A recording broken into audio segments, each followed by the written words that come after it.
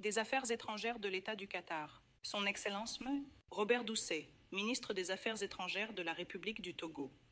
Désolé, Mesdames et Messieurs les sénateurs, Excellences, distingués invités, et à tous les citoyens congolais qui suivent ce mouvement, où que vous soyez. Il y a 2 mois, dans cette même salle, nous avons signé une déclaration de principe, un premier pas concret pour sortir de l'impasse et tracer la voie vers la paix. Aujourd'hui, ce choix prend forme et des efforts soutenus portent leurs fruits. Avec cet accord de paix, nous ouvrons un nouveau chapitre qui exige non seulement un engagement, mais aussi le courage de le mener à bien. En signant cet accord, nous réaffirmons que la paix est un simple choix, mais aussi la responsabilité de respecter le droit international, de défendre les droits de l'homme et de protéger la souveraineté des États. Ceux qui ont le plus souffert regardent. Ils s'attendent à ce que cet accord soit respecté et nous ne pouvons pas les décevoir. Cet accord s'appuie sur les efforts de nombreuses personnes. Tout d'abord, nous tenons à exprimer notre sincère gratitude à son Excellence le Président Donald J. Trump pour son engagement envers ce processus de paix. Son leadership a permis de maintenir ce processus concentré et orienté vers un objectif, et ce dès le premier jour. Cela a été également caractérisé par la qualité et la détermination de toute l'équipe américaine, illustrée par le soutien essentiel du sénateur Rubio et du docteur Boulos. Nous saluons son Excellence le président Félix-Antoine Tshisekedi Tshilombo pour avoir choisi la voie la plus difficile, une paix enracinée dans les principes et dans la dignité de notre peuple.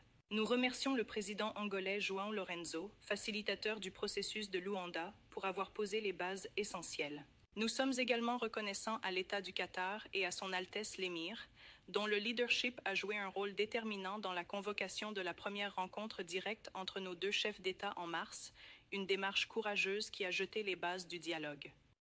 Le Qatar a depuis facilité de nouvelles négociations à Doha et est resté un partenaire fidèle et respectueux des principes tout au long de cet effort de paix. L'Union africaine, par l'intermédiaire de son président et du facilitateur désigné, son Excellence Phonia Singbe du Togo, a ancré ce processus dans l'appropriation africaine. Enfin, nous remercions l'équipe de négociation de la RDC et du Rwanda pour leur persévérance et leur dévouement. Ce moment a mis du temps à arriver. Cela n'effacera pas la douleur, mais cela peut commencer à restaurer ce que le conflit a privé de sécurité, de dignité et de sens de l'avenir à de nombreuses femmes, hommes et enfants. Pour la région des Grands Lacs, cela offre une occasion rare de tourner la page, non seulement avec des mots, mais avec un réel changement sur le terrain. Certaines blessures guériront, mais elles ne disparaîtront jamais complètement. Elles peuvent repousser, mais la peau restera toujours fine et fragile. Et au fond, la chair s'en souviendra encore. Parfois, nous nous sentirons engourdis et à d'autres moments, nous ressentirons une douleur soudaine qui nous rappellera ce qui a été perdu à jamais.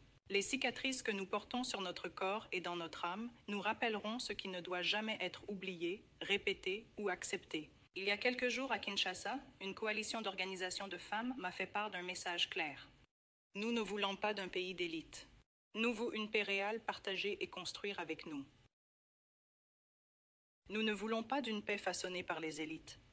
Nous voulons une paix réelle, vécue, partagée et construite avec nous et nos concitoyens de l'Est. Cet accord a été signé en pensant à vous. Elle prévoit le désengagement des forces armées, la protection des civils, le retour des personnes déplacées et des réfugiés sous l'autorité du gouvernement et établit un mécanisme de suivi pour assurer le respect de ces engagements. Ce ne sont pas que des mots sur du papier. Il faut maintenant les traduire en actes avec justice, responsabilité et volonté politique. Cet accord de paix est le point de départ et non l'objectif final. Il doit maintenant être suivi par le désengagement, la justice et le retour des familles déplacées et des réfugiés en RDC et au Rwanda. Cependant, aucun texte, aussi soigneusement négocié soit-il, ne peut à lui seul porter le poids de la paix. Je me souviens encore du jour où nous avons signé la déclaration de principe. Un membre de l'équipe américaine a déclaré « Si c'était facile, cela aurait été fait depuis longtemps ». Cela est plus vrai aujourd'hui que jamais. Ce que nous avons signé n'est aussi fort que notre volonté de le mettre en œuvre. Nous, la RDC, lutterons certainement et résolument pour que cet accord soit respecté non pas par nos paroles, mais par nos actes.